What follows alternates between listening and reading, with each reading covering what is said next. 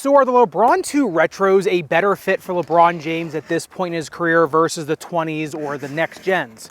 Let's find out. Hey, what's up, Zach here. And recently, as I've seen LeBron get injured more and more, especially with his kind of chronic foot soreness and all the associated injuries with it, I've been getting really curious if, maybe the newer technology in shoes kind of isn't really doing him as well as kind of it should be, and maybe his older models might be a better fit. As well as I've been getting a lot of requests on the channel to do other retro shoes, kind of other than Jordans, like other retro basketball shoes.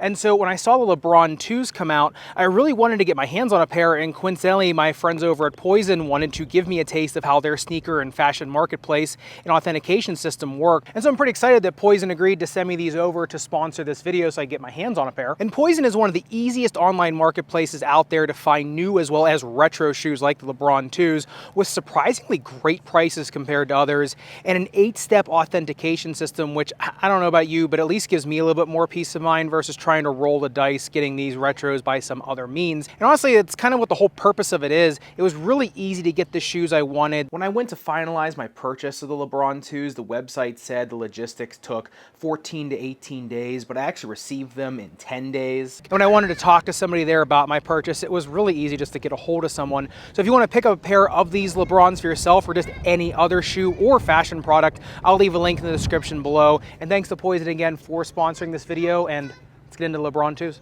Now, starting off in the uppers, LeBron 2 is pretty interesting mix of textile as well as real leather. You see the paneling up here, that is all real leather. The one thing I find pretty interesting is this has Nike Sphere in the top, which allows a lot better breathability. Remember, those little spheres on the inside of it decrease the surface area contact of your skin, allowing more efficient airflow through the shoe and allow air to escape quicker through the shoe, kind of out the sides, which is pretty cool, especially for a shoe that came out in the early 2000s. Now, the one thing that I do like and I don't like at the same time is the ankle strap. Now, I like it because I love retention straps. However, this one's detachable. So if the Velcro starts to go, then it starts to go. You might have to replace it. That's not a huge deal. But for me, I do like ones that are kind of anchored to the shoe a little bit more. However, from the back, kind of looking at it axially, it does look super cool when I was doing the B-roll of it. I really just love to see it kind of has like those wings on the side of it. And that combined with the Nike Sphere does give a lot of compression around your ankle, but it also doesn't make it feel super stuffy, even though the shoe is very maximalist. And looking at those uppers on the breathability test, I had like little to no hope for these. However, they only heated up 102.2 degrees Fahrenheit. They cooled back down 61.2. Not nearly the worst shoe I've done this year, more in the middle of the pack, but for a shoe this maximalist to not really trap that much heat, that really says a lot about the upper engineering. What I like a lot about these retro shoes I come back in the early 2000s is, remember, because these have real leather on them, they also have to have tumblers for the laces to go through so that the laces don't chew through the leather, or the vice versa. So it is pretty neat that you get these really chunky plastic tumblers in the forefoot for the laces. So, in these, especially with the retention strap, you're getting a much better lockdown than some other more recent shoes, as they are going a little bit more minimalist, whereas in the early 2000s, it was all about maximalism. And on the upper durability test, so Dremel 10 seconds, highest grit sandpaper, it doesn't really get all the way through the leather. It definitely scuffs it up a lot. However, real leather is pretty resistant, as well as that urethane coating that's around it does give a little bit more friction resistance. Plus, it is really a layered type upper. So I'd say if you are playing with these outside really aggressively, you're probably still gonna with it for a little while, except the aesthetics of them are really gonna start to wear down as you start to slide on more gritty asphalt courts. Now, getting into the midsole teardown, there are two absolutely enormous zoom air units in here. However, no shank in the retros, which is pretty interesting. I would have thought in the 2s you'd want to shank with someone like LeBron playing with how much force he puts into the shoe. However, no shank, but the zoom air units are so large that there is a lot of surface area that air tension is taking up. So these aren't going to wear down as fast as some other kind of strictly Phylon shoes or no shank type shoes. What I find interesting is I actually watched the wear testers review of this prior, because the zoom air unit in here just didn't look like it was going to fit because of this giant cutout. When I watched their video, they actually had an illustration of it, so I actually cut it open just to see. But this zoom air unit is broken apart here right along this air channel here in the outsole tread, and that's to allow, number one, that outsole tread to be there, but number two, the shoe to be able to bend a little bit easier when you're off axis. So if you're just pushing off the lateral side, the shoe will be able to bend and contour a little bit more.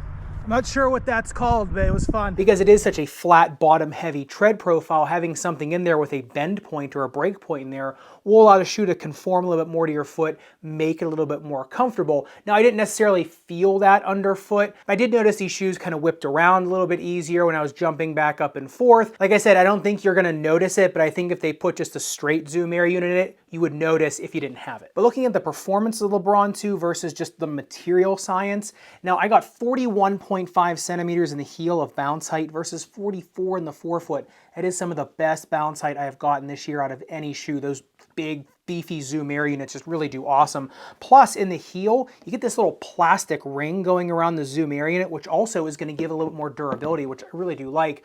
But if you look at the jump height test, I only got 17 centimeters of jump height, and that was after 3 days of breaking them in. I did them first, and I was getting like 12, 13, 14 centimeters because I could not bend this shoe.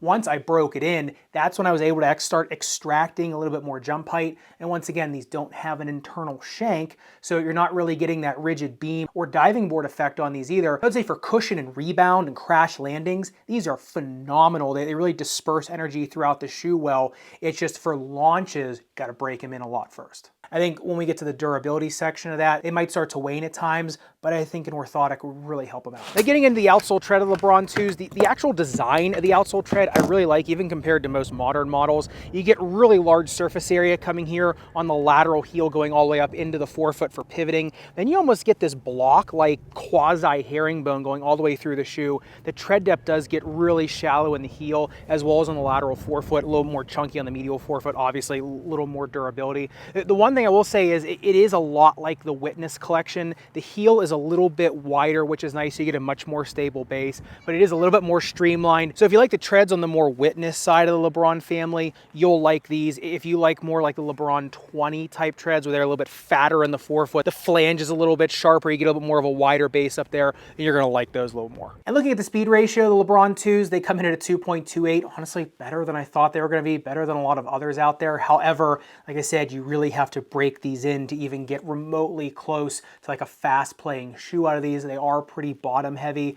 So I'd say, like I said, they're not the fastest shoes out there, but because the tread is a little bit more streamlined, they're quicker than you think. And on the outsole durability test, the Dremel 10 seconds highest grit sandpaper, a millimeter of damage on a 1 to 2 millimeter tread depth. So I mean, the durometer isn't super high. So I'd say that the tread on these is probably gonna be the first thing that goes. The phylon is gonna start to wear down as well pretty quick. However, like I said, I think with an orthotic, you'll start to disperse weight amongst that phylon. If you're a really fast footwork type player, I think it's gonna wear down. However, if you're somebody that really doesn't like to make a ton of ankle breaker moves, someone that's kind of likes to drive to the hoop a little bit more, I think these will last a lot longer for you. And getting into the fit of the LeBron 2s, I'd say a narrow medium foot easily can go true to size on these. They really envelop you. They kind of lock down really well. I'd say a 2E, if you want a little more comfort, I would be going up that half size, especially if you're just using these to kick around in. If you are trying to play in these, a 2E can go true to size for more of a 1-to-1 fit. And surprisingly for a shoe this flat to the ground, this bottom heavy, you know, somebody with ball of foot pain or heel pain, these aren't the worst things in the world for it, especially because they have the Zoom Air unit in there.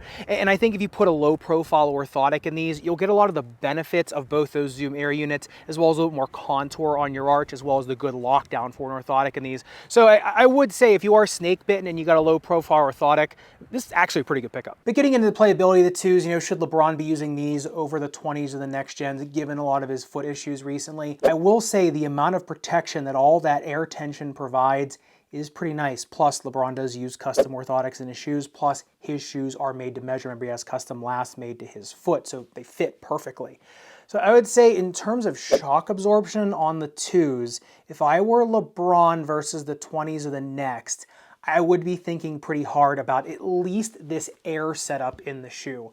Now, like I said, in terms of the profile of the treads and the shape of the midsole in general, this isn't the most secure shape for lateral stability. The flange isn't too wide. It is a little bit more boxy than the Witness line. I know it kind of looks like the Witness line. And the heel is just a little bit fatter, kind of going into the midfoot. So you are getting more stability than those shoes.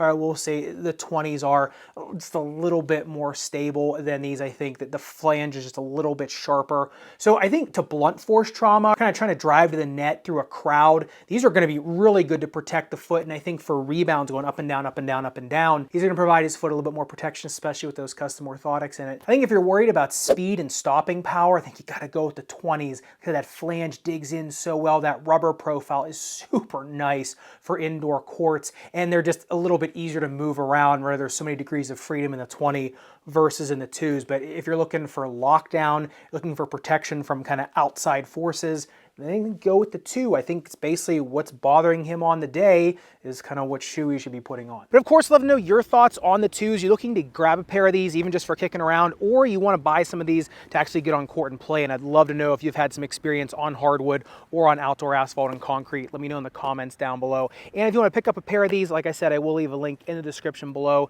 Thanks again to Poison for sponsoring this video. And if you want to see the LeBron Next Gen and LeBron 20s go head to head with the LeBron 2s in their own teardown video, make sure you click into this playlist up above and subscribe down below. Respect your rubber and foam. See you in the next one.